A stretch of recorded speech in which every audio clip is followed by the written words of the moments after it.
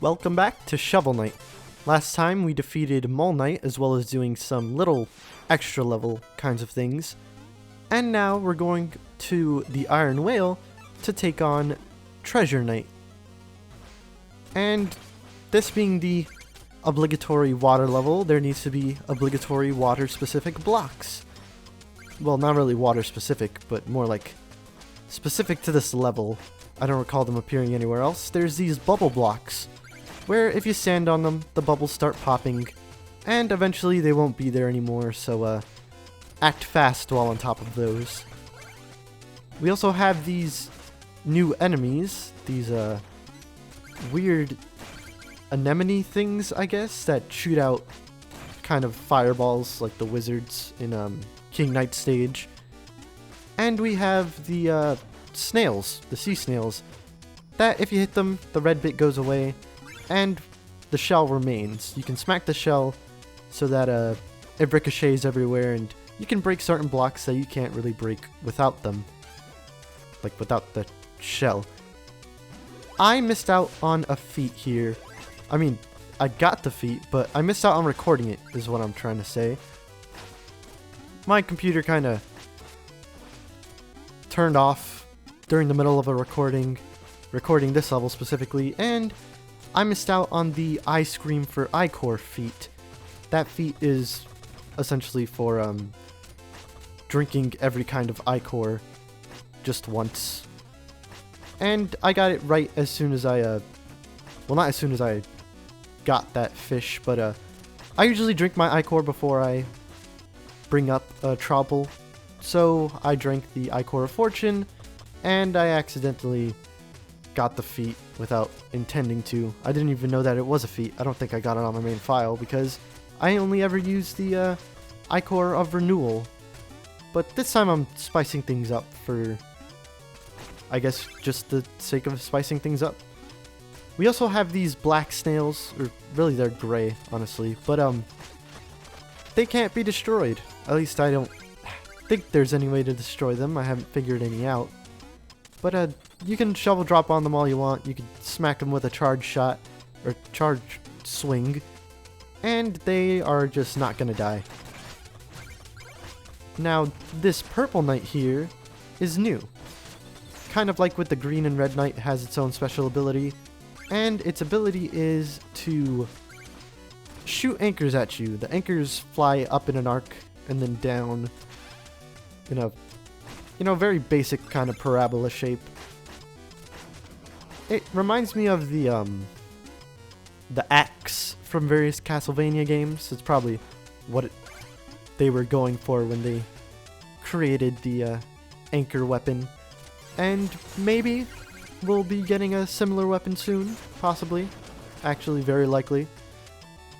This section over here, you probably want to use the phase locket in order to get past it, but you can bounce off of the black snails. I keep saying black, they're gray, clearly. You can bounce off of the snails in order to get through. I just decided to use the phase locket because it's faster. Right here, something also specific to the water levels is the fish. They swim around.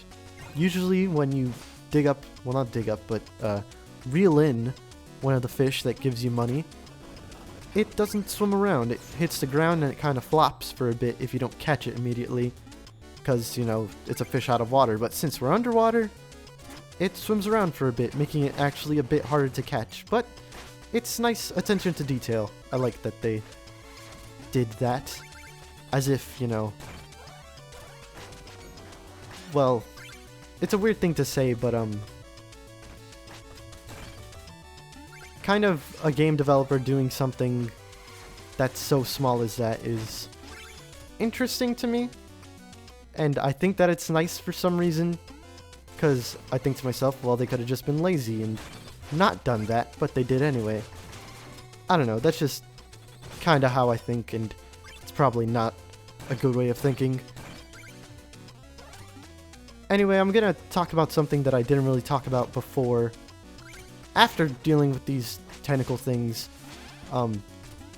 they just come out of the ground, or pits, when you're near them, and you need to hit them on the black part in order to actually destroy them. If you hit them on their actual, like, wiggly tentacle bit, then you can't destroy them, and sometimes they'll appear vertically, other times they'll appear horizontally and bar you from going downward. Back to what I was gonna talk about before is the life system in this game. In this room there's a music note, I think, in that treasure chest. Or actually no, it's in the sparkling water, which is kind of weird. That's the first time we've encountered that. Anyway, talking about lives. In this game, you don't have lives. You know, when you die, you come back to the last checkpoint, and I'm destroying all the checkpoints, so that doesn't really matter. But there's kind of a debate that goes on about whether or not lives should stay in games, or if lives are obsolete. And I'm kind of, I guess, half and half on that debate. Like, I enjoy picking up lives. I think it's a nice reward to have. Even though I don't find myself losing them very often because I'm good at video games, or at least I like to think that I'm good at video games. So, you know, not having a life system isn't that detrimental, I guess. But then I think to myself, well, if you don't have lives, then you don't have a way of punishing the player as effectively as a life system does. Like, I think starting from the beginning, or like, okay, say a game like Sonic Adventure, that's actually a pretty good one. If you lose a life, you restart at the last checkpoint you were at. So, you know, that's a fine punishment for just losing one life. If you lose all of your lives, you start at essentially the beginning of the level. You know, like, all the checkpoints you reached previously are null now, because you don't have any lives left. I think that's a pretty fitting punishment, to have to start at the beginning of a level for losing all your lives. There are some games where it's kind of dumb, like, oh, you start at the title screen or something like that when you lose all your lives, and I'm not a fan of that as much as starting at the beginning of a level. But I don't know. I like having lives. It's satisfying to me, seeing the number go up. Although it is pretty arbitrary in a lot of more recent games. Anyway, we defeated that anglerfish. I didn't really mention it. It chases you for a bit, and then it stops on these 3 platforms. And on those platforms you have to kill it in order to get the chest with Chester in it, so you could get the anchor that those purple knights were throwing. Or are they... yeah, they're purple. You're probably supposed to use the anchor right there in order to kill that enemy, because it's your way of attacking stuff above you. But I kind of didn't. But I am going to get a feat here. What I do is I throw the anchor so that it hits these 2 enemies because they take 2 hits. And then I throw it again in such a way that it hits 3 enemies at once.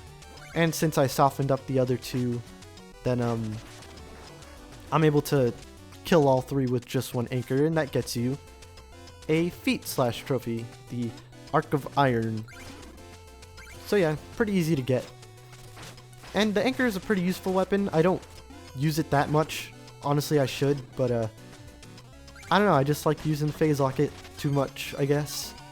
As you can see, I'm trying to scroll through to it. Or, no, maybe I'm trying to scroll through to the fishing rod, which also destroys the bubble platforms, if you don't know. I think, actually, if you attack a bubble platform to the side, that might be able to destroy it. Maybe. I don't quite recall. And this fish scares me, because I think that I should jump after it, but there's bottomless pit underneath me, so maybe I shouldn't. Now we're introduced to those torpedo things, which I'll get into in a second, because on this screen they aren't that prevalent. In fact, they're not even on this screen. They're on the next screen. Oh, there's something to say. When you get a charge shot from the dynamo mail by like bouncing on 2 things and then you attach to a ladder, you can't do a charge shot while on a ladder. If you do a regular attack though, you will lose the charge. So if you want to save it, then don't attack on a ladder. I guess jump off first and then attack in order to get what you want. Now these torpedoes, before we saw them with switches. If you press the switch while standing on it, then the torpedo will go off with you on it, and you'll be able to get to different places.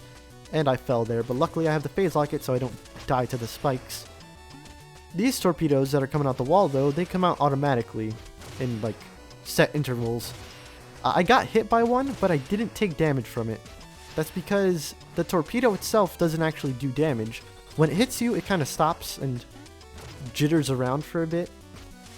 And then after that jittering, it'll explode. The explosion is actually what hurts you, so if you get touched by the jittering, it's not actually going to... Well, it's not actually going to hurt you until it explodes, is all I'm trying to say. And that is some... not bad, but, you know, unfair to the player. Not really unfair, either. Against the player. That's probably the best way to put it. Design, because that enemy can attack above, and you can't really attack below because there's the, whole floor under you, so it can get a couple pot shots on you. And I was standing on the switch rather than on the torpedo.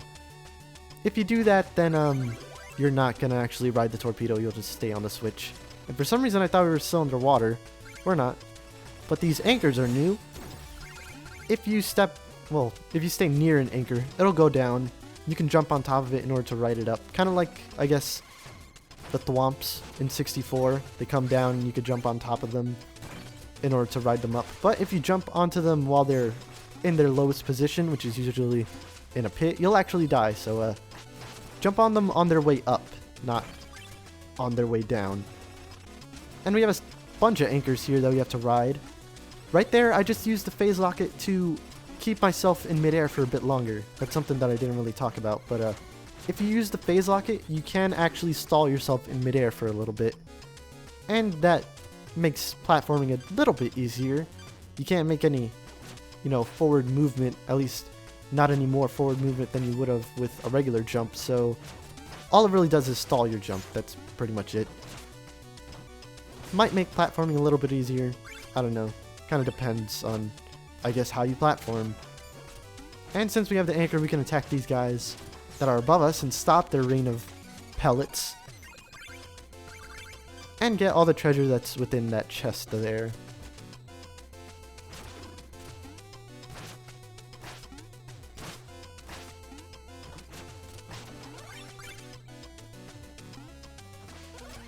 Sorry for being silent for a bit. I had a coughing fit there. But we're nearing the end of the level now, and somehow I got that snail to come out of its, not come out of its shell, but hide in the shell. Since we're breaking the platforms that the snails are on, they'll kind of hide in their shell for a bit before they come out again, because they're scared that they fell, I guess. Also, the digging up the piles, I said it right this time, actually produces bubbles that have money within them, rather than the actual money itself. And you need to keep shoveling in order to get past this area and jump right at the end in order to make it to the boss room. Well, not the boss room, the checkpoint right before the boss room. Now we actually have the boss. This is Treasure Knight. And something that I didn't really mention when I was with, what was the other? Yeah, Mole Knight. Is that Treasure Knight and Mole Knight kind of have a little, I guess, beef with Shovel Knight? Not really beef, but they kind of have a common ground that they talk about in their pre-boss fight little dialogue. Mole Knight talking about his digging and such, and how Shovel Knight got down here with like a inferior digging implement than Mole Knight's claws, and Shovel Knight talking about, I guess, well, not Shovel Knight, Treasure Knight talking about his collection of treasure. The entirety of this boss fight is underwater, so the underwater physics still apply. He has this attack where he throws out a treasure chest that has a vacuum effect, kind of sucks you in. And that's my favorite taunt to do, by the way. At the end of a boss fight, I just love spamming the phase locket to stay in the air for a bit longer. And he shoots out bombs that if the tornado is active, then the bombs will swirl around the tornado and they might hit you. So watch out for that. That taunt thing that I do, where I stay in the air with the phase locket for a little bit, you actually shouldn't do that against Mr. Hat, because one time I did it against Mr. Hat, and the game froze. Like, Mr. Hat left the room. As soon as I touched the ground, we didn't have the post-fight dialogue or anything like that. I didn't get the money. Shovel Knight just stood there in his victory pose, not doing anything. And that was pretty lame, because, like, that made me want to restart the entire, like, recording session, because I got, like, a bunch of feats during that recording session. So, yeah, that kind of sucked. And we got another one of those dream sequences where we save, well, not really save, catch our dream Shield Knight. Now that we got this meal ticket, we can head back to the gastronomer for, I think, our final health upgrade. If I'm counting our dots correctly, we have, oh no, it's not our final one. We have 8. Getting this one will give us 9. There's 10 dots in all, just like with the bosses. You have 10 health. So let's head back, turn in our music notes, which we should have 2, yep, because there's the regulars theme and the boss theme in most of the levels. And talk to the gastronomer so we can get our next health upgrade, not our final health upgrade. Something I probably should have done was talk to, I think it was Croaker. Toter is the one in the armor outpost that doesn't like puns. Croaker down there who does like puns. We should have talked to him more. That catapult will send us all the way to armor outpost and up to this top area where we can actually grab another music note. This scholar here, it says his name is just Scholar, but I think that he's a character that appears in one of the later campaigns and actually has a name. I don't quite remember because, well, he's just called Scholar here, and in the other campaign he has an actual name, so I don't know.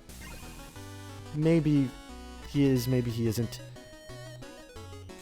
Anyway, since we defeated another knight, I think we should head off to another level.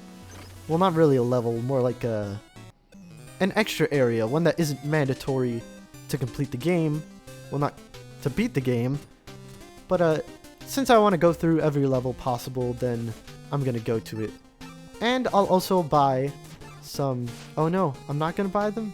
Well, I will get them eventually, the rest of the shovel upgrades. But I guess for now we're gonna head to that little jewel down there first. And this is probably my least favorite of the jewel things because I'm so bad at it. This first part here, I end up destroying so many of these wooden blocks that I miss out on a ton of the money.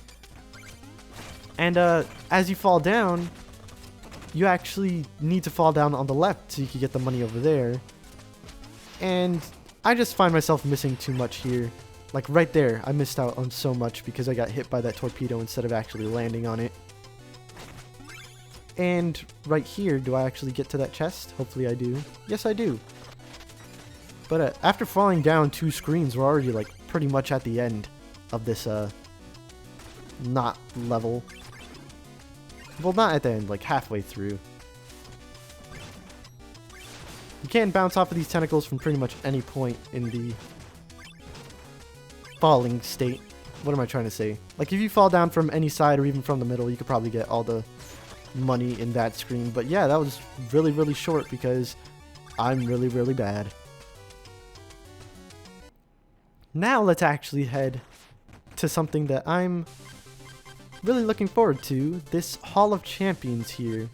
Or, you know, I cannot do that and face off with Black Knight. I don't even know what I'm doing anymore. Alright, we're facing off with Black Knight. And he's having a little conversation with the Enchantress here. Did I say that weird? Enchantress. Anyway. Yeah, Shovel Knight might be conspiring with her or something. But we need to fight him again because he's our rival. We need to do things like this.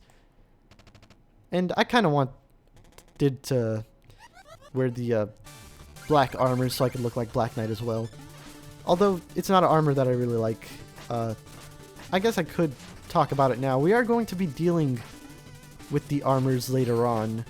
But the black armor makes it so you don't get knocked back, but you're more slippery on the ground, which I don't like.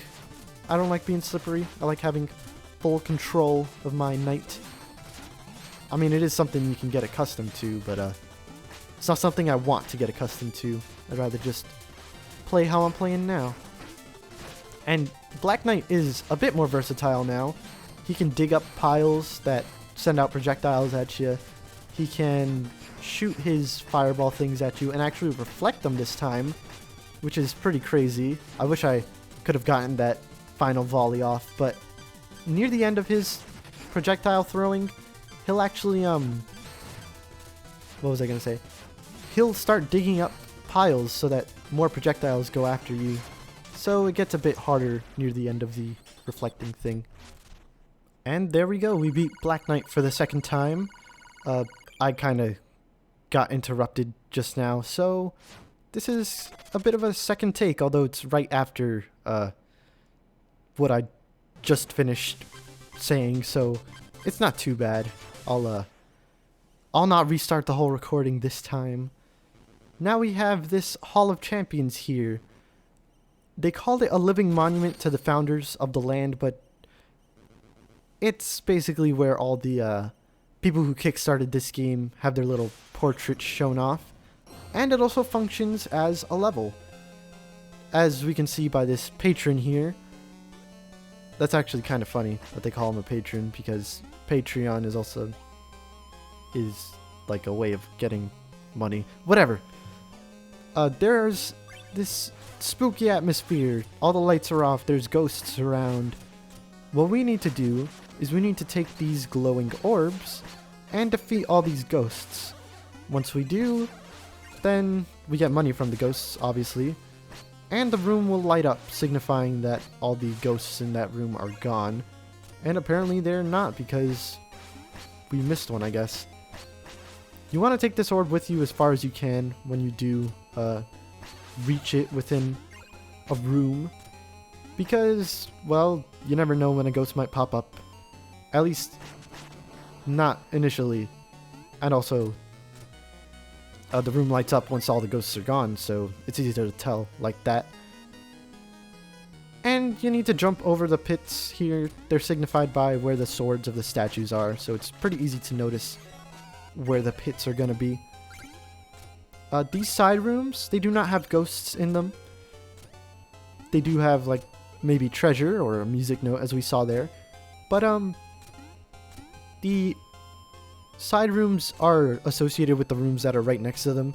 And if you clear the room next to the side room, then the side room will also light up, so you can actually see the portraits. You also can't see the portraits very well while the lights are off, so that's a thing. I attempt to take the orb with me here, but you honestly really shouldn't, because there's another orb on the other side that you could use to kill these guys. Another thing about this place lighting up, you can't see something else when the place is dark. There's small little plaques, I guess, underneath all of the portraits, and they actually have little symbols. Oddly, the symbols aren't English. I don't know what language they're supposed to be, but they're just really weird looking. For some reason, they decided to make these symbols just another language entirely. The symbols are the initials of the people who have kickstarted the game, at least to the point that they have their names here. I don't know how much you had to have kickstarted in order to have your face in the Hall of Fame, because, well, I didn't help with the kickstarting, much to my dismay, because I ended up really liking the game. So, in the side rooms, after you've lit them up, there's little, like, I guess, translations. More like, I don't know how to describe it. Kind of like a chart depicting what names, well, not what names, what letters are equivalent to what symbols. So you can figure out what the names actually are. It's just that it's a bit unorthodox, in my opinion. And, you know, it's pretty neat to have your face in the game if you were a patron. Well, not patron, funder, I guess. This room has something special about it, but I'll get into that later. It kind of has to do with this version of the game specifically, like an exclusiveness thing. I'm playing the PlayStation 3 version, and so this place has some meaning. I don't think this place has any sort of significance in any other version of the game.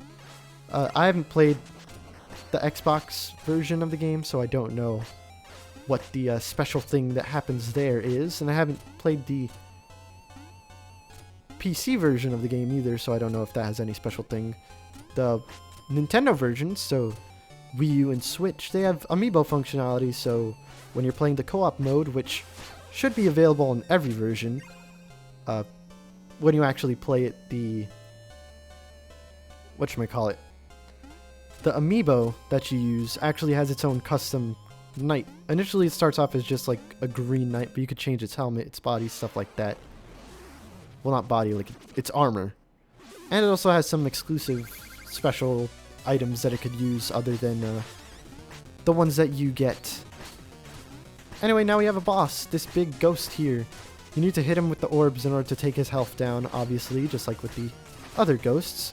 And you're given 2 orbs to do so. I usually like to keep the orbs together, so that when they hit him, it does 2 things of health instead of just 1. At least I think it does 2 instead of 1. Maybe it doesn't, and I'm just screwing things up. Yeah, I just looked, and I don't think it actually does take away more than 1 bit of health. Oh, never mind. It just took away 2. So, yeah, keep the orbs together if you want to do more damage. Sometimes. I guess it only works occasionally. But it's not that difficult of a boss. Sometimes he may make copies of himself. Those copies will be, you know, not taking away any health if you hit them. He'll summon these skulls to rain down other skulls from the sky that can hit you and do some damage. But honestly, it's not that big of a deal. This boss is easy peasy. I don't remember how much you actually need to get into here. I think it might have been 5,000. It's definitely not more than like 10,000. The thing is, once you actually get through, your reward is pretty lame. 50 gold. Yeah. For beating the Hall of Champions, we get the Hall Champion feat. And now I'll actually take this shortcut. And there's the feats as well as the saving thing in the way. Why couldn't they put that at like the bottom corner of the screen? Well, I guess that wouldn't work in the overworld. Yeah, that's probably why they put it up there. Anyway, this shortcut will take us back to the first town here. The village, rather. And I'm going to be a douche again and flick away the Hoops Kid hoop. I don't want to say that it's satisfying, but if I didn't say that, I'd be lying. So it's satisfying to do that.